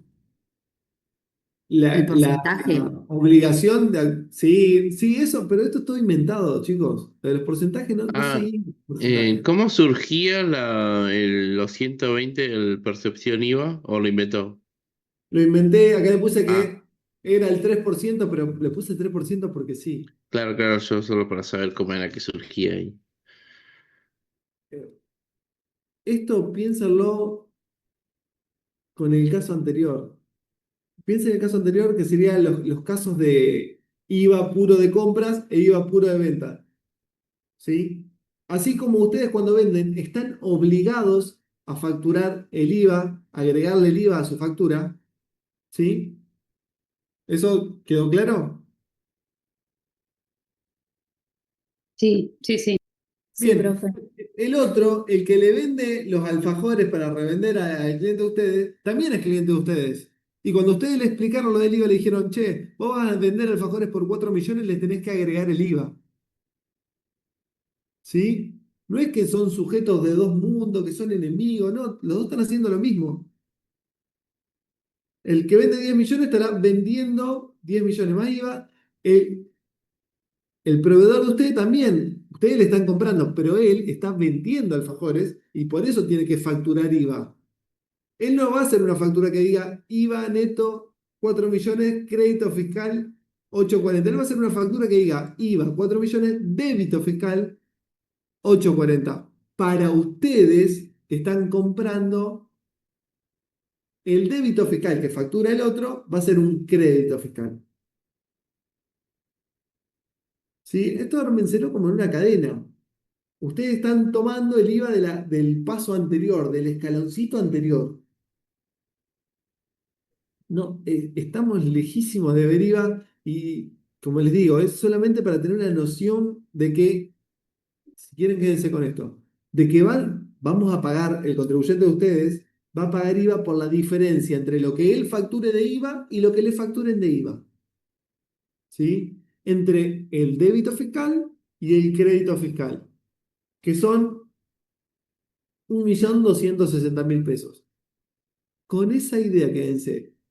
Si el tema de las retenciones y percepciones les hace lío, y en esta instancia solamente les traje el ejemplo de retención y percepciones para mostrarles esto, de que la realidad es bastante más compleja, que incluso que lo que se estudia, porque muchas veces en la facultad estudiamos determinación de IVA y después quizá en un caso práctico dirá, te retuvieron tanto y te percibieron tanto y nada más. Después quizá en algún estudio de posgrado se estudian los efectos de cómo inciden los regímenes de recaudación y retención. ¿Sí? Es algo que va más allá, pero quería tocarlo para que no que vean o que entiendan en profundidad, sino que noten dificultades o cosas con las que se van encontrando los contribuyentes. Y también nosotros como contadores, porque quizás dijimos, nosotros ahora somos también el contador de el que vende alfajores a 4 millones. Entonces, este contribuyente va a hacer su declaración jurada de venta, pero a su vez va a tener que presentar declaraciones juradas por lo que percibió de IVA, por lo que percibió de ingresos brutos, porque esa plata no es de él. se la cobró a su cliente y se la tiene que ingresar al fisco para que el otro lo pueda tomar, ¿sí? Entonces pasa eso, que nos paramos siempre únicamente en, somos el contador del 10 millones. No, no, esperá, el de 4 millones también tiene su contador, o es el mismo, ¿sí? Solamente es para graficar cómo se puede ir haciendo más complejo y que incluso cuando, no sé, vean efectos económicos de los tributos. Bueno, ¿qué efecto económico tienen impuestos como ingresos brutos, como impuestos de valor agregado? Van a ver que son un montón, van a ver que analizan un montón de cosas. Y en esos casos, en general, cuando los analizan, no están teniendo en cuenta percepciones, retenciones que todavía suelen agravar mucho más esos efectos. Por eso les digo que no es que tienen que saber esto de ninguna manera, solamente para plantear que se puede ir haciendo más complejo. Que lo que pagaron anticipado, no importa la forma, porque quizá pase esto, quizá pase que lo que les decía, que capaz que como no trabajan en alguna cuestión administrativa o lo que sea, no lo vieron y al principio cuesta entenderlo, y más, si capaz que si uno ve una factura real y dice, ah, bueno, pero esta es la factura, a ver, y lo analiza, le da vuelta y lo entiende, ¿sí? Profe, Sí, una pregunta rápida. Usted había sí. mencionado el tema de los padrones de contribuyentes, que a ciertos contribuyentes se puede aplicar una alícuota más alta por Perdón, tener Matías, escucho muy, muy bajito. eh, se lo envío por correo, o sea, no, No, no hay no, problema. decime ahí que te arrimaste capaz un poquito más, escucho un poquito Ah, mejor. bueno, Si no, entre eh, todos tratamos de, eh, de bueno, armarlo. había comentado sobre los padrones de contribuyentes que a algunos se les puede cobrar más, por ejemplo, porque quizás es un mal pagador. Mi pregunta es la Sí. siguiente, esos padrones de contribuyentes se definen, bueno, obviamente a nivel provincial, pero es una práctica que tienen todas las provincias, es solo en Buenos Aires que se hace esto. No, en general, o es de uso bastante común el tema de los padrones de contribuyentes. Ok, Muy poco se estila el hecho de decir, bueno, los agentes de percepción que perciban el 1%. A veces hay padrones de contribuyentes que establecen por al sujeto al que le estás reteniendo, percibiendo. Otros dicen, no me voy a fijar en quién a quién le estás vendiendo o comprando. Me voy a fijar en qué actividad hace. A los que realicen esta actividad, percibiles o retenerles esto, sin fijarse el quit. ok, ¿Sí? ok. A los que hacen. Y uno dice, ah, bueno, esto es así. Por ahí va a otra provincia y dice, che, ¿y esto que era así acá cómo es? Y es distinto. Y como les digo, y eso es práctica pura, pero práctica de ejercicio de la profesión. Nos vamos encontrando, son cosas que vamos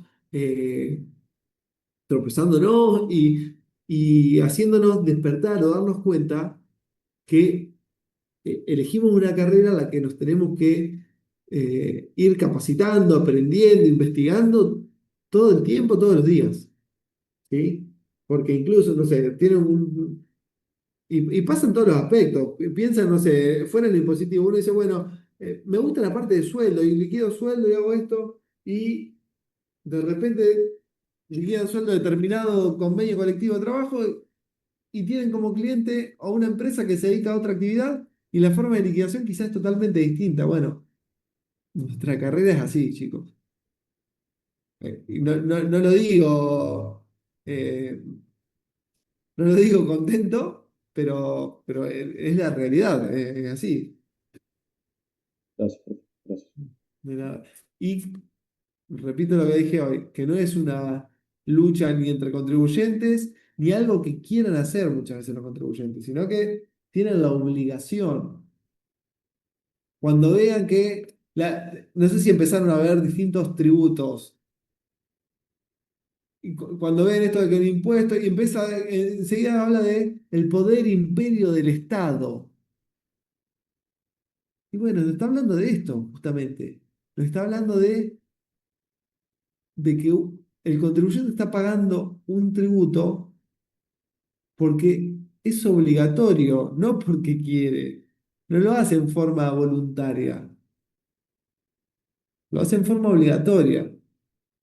Así que eh, eso es lo de tratar de pasar todo lo teórico luego a conceptos que ahora digo, esto es muy vago, muy poco profundo, y quizá eso, sumado a algunas veces la distinta posibilidad o experiencia que tenga cada uno, se va a hacer más complejo.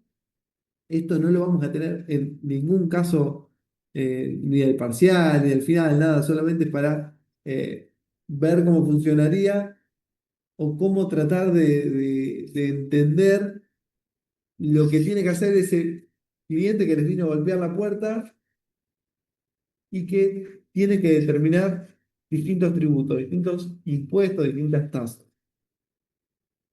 Porque después también profundizaremos y veremos, no sé, cuando sea el momento que el IVA es un impuesto, que el impuesto a la ganancia es un impuesto, pero que seguridad de higiene no es un impuesto, es una tasa. ¿Sí? ¿Y por qué? Y bueno, porque tiene distintas características. Ah, entonces la liquidación es así, bueno, 10.000 por 0,8, 80.000. Perfecto. Pero eh, a mí nunca me fueron a controlar, a mí nunca me registraron nada y yo todos los meses estoy pagando 80.000 pesos y quizá lo que gano de los 10 millones son 100.000. ¿Puedo hacer algo? ¿No puedo? Bueno, se verá eso. Y no en función de lo que yo quiero, sino a las características del tributo, es un impuesto, una tasa. Frente a una tasa que no me prestan un servicio, ¿puedo hacer algo? Y tendré más herramientas. ¿Sí?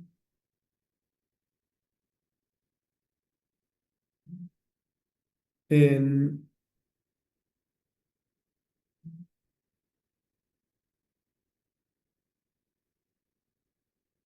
Nos quedaba por último,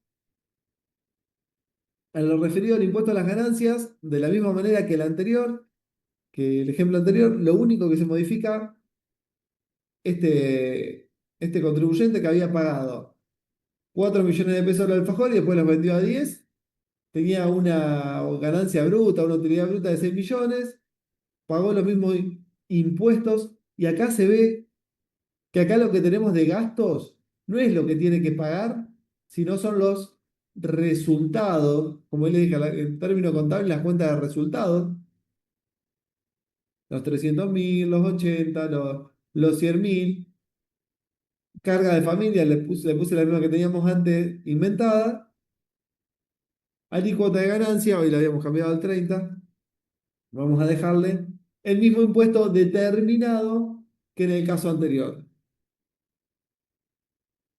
¿Qué diferencia tengo? Y que acá tenía que pagar 1.296.000 pesos y no había pagado nada, bueno, tengo que ingresar el 1.296.000 pesos. Si yo pagué anticipos, el impuesto a las ganancias se suelen pagar anticipos. Si cuando me pagaron me retuvieron ganancias, como en este caso, 100.000 pesos, bueno, voy a utilizar pagos a cuentas, esos pagos a cuenta, y voy a terminar ingresando un monto menor. ¿Por qué? Porque una parte ya la ingresé. Si lo queremos pensar simple, las retenciones y las percepciones son pagos a cuenta que voy haciendo del tributo. Pero en el caso del IVA no son ni débito fiscal ni crédito fiscal. Son pagos a cuenta, son anticipos de impuestos. Irían en una parte posterior de la suma. Lo que, no me voy a meter con el tema de IVA, pero lo que van a poder hacer es distinto si tienen un saldo a favor de IVA técnico que un saldo de libre disponibilidad. Ya es algo que vamos a ver, no en esta materia, mucho más adelante, pero eh, se pueden hacer cosas distintas con un saldo a favor y con otro, ¿sí? En caso de que existan de los dos.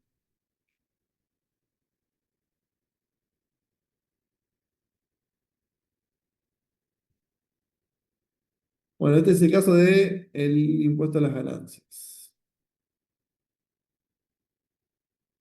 Ahora les paso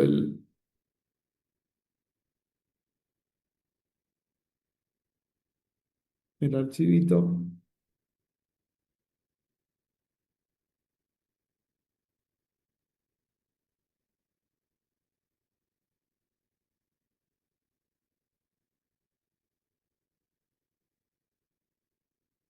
Repito, la idea de esto no es que analicen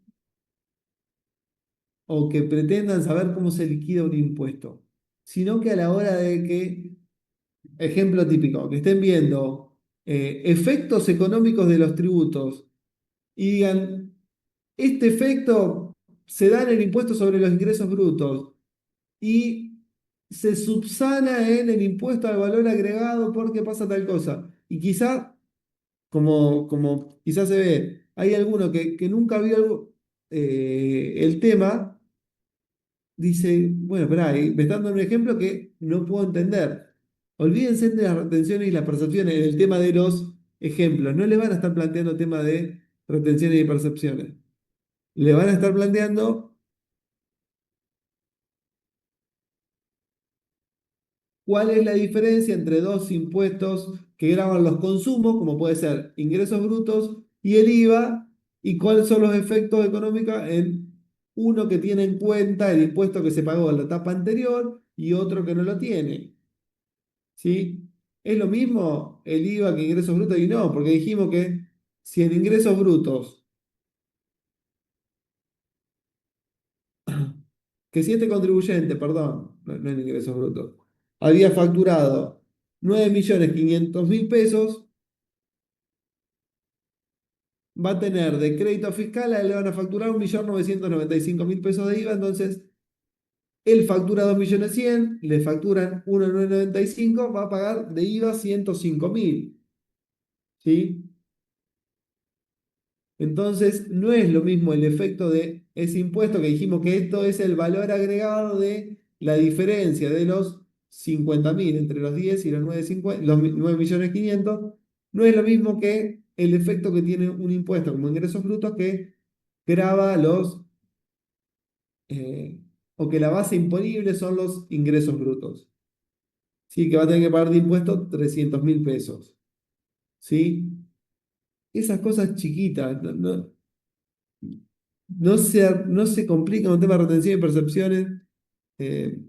Quise traerles algunas cuestiones que se pueden dar, que algunos quizás lo conocen por la realidad, que sepan que existen, pero esa parte para lo que van a ver la materia no la van a aplicar. Solamente quiero, primero para que no se queden preocupados, porque quizás no entendieron bien eso, no lo van a aplicar. La idea es pensar o tener una estructura básica de cómo funciona, no sé, el IVA, sin saber bien qué es, cómo funciona ingresos brutos, sin saber bien qué es, seguridad e higiene, y ver, por ejemplo, que uno es un impuesto y una tasa, cómo funciona el impuesto a las ganancias, que es un impuesto que grava las ganancias netas, pues después van a hablar de, no sé, capacidad contributiva, impuestos que graban el consumo, impuestos que graban los patrimonios, impuestos que graban las rentas. ¿Sí? Entonces, que de eso tengan algo, pero muy básico, muy burdo y muy poco técnico y teórico de los ejemplos que quizá van a recibir. Para los ejemplos que quizá tengan, les recomiendo que tengan en cuenta la primera ventana que dice servicios y la segunda que dice ventas. La que dice ventas 2 que tiene retención y percepciones, como les dije, es solamente por algo que van a estudiar muchísimo más adelante, que tiene que ver con la forma de ingreso del tributo y no de la determinación del tributo. Una cosa es cuánto es el resultado de un impuesto y otra cosa es cuánto tienen que ingresar. ¿Por qué? Porque algo ya lo pagaron, en una parte, en un todo, lo que sea, no importa. Pero eso muchísimo más adelante. Muchísimo más adelante. Solamente quería que sepan que existe. Nada más. ¿Sí? No quiero dejarlo preocupado un jueves por la noche cada las 10 de la noche. Todo lo contrario. La idea era hacer una charlita, como les dije, fuera de lo que es el programa para que los que tengan menos experiencia tengan alguna noción de lo que les están hablando. La parte que viene después, que tiene que ver con la forma de ingreso del tributo, se ve más adelante. Con eso no lo van a aplicar ahora. Bien, esperen que les paso este archivo. Sí, juega, le ponen el número que quieran.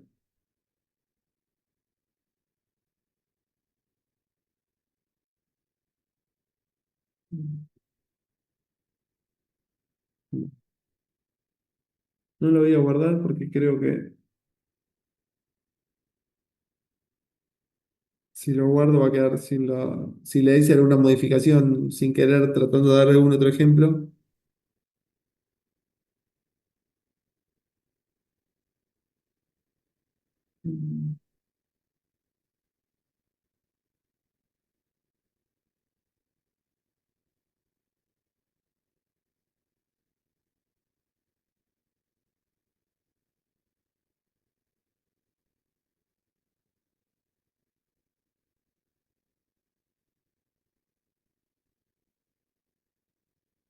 ¿Ahí le llegó? Sí, profe. Sí, sí. Bien. Bueno, consultas.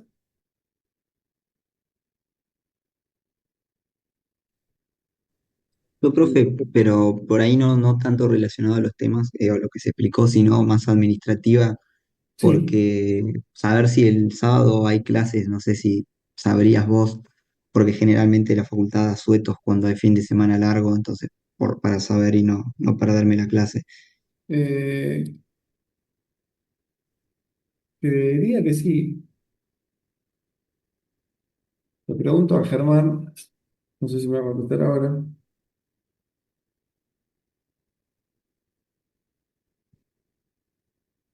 Pero le envío, ¿no? Mm. ¿Lo suben a una noticia? Sí, sí, yo le mando un mensaje si él les puede avisar Dale, vía. gracias. En la UNLU solo marcan el asueto el sábado 2 de mayo. Este sábado no. Capaz Ah, que ok. eso es cuando el feriado es jueves, viernes, sábado y no cuando es lunes, martes. Capaz que el asueto Claro. es así. Denme un segundo. El sábado es 21. En, po- en el cronograma de clases de Germán, por lo menos en el que había eh, acordado inicialmente, el 21 del 3 aparece como que sí hay clase. Así que sí. Genial, gracias. De nada. ¿Y El en ese 4 cronograma figurarán las fechas de exámenes? no sé si lo definieron a eso, porque eso lo define entre los profesores de teoría.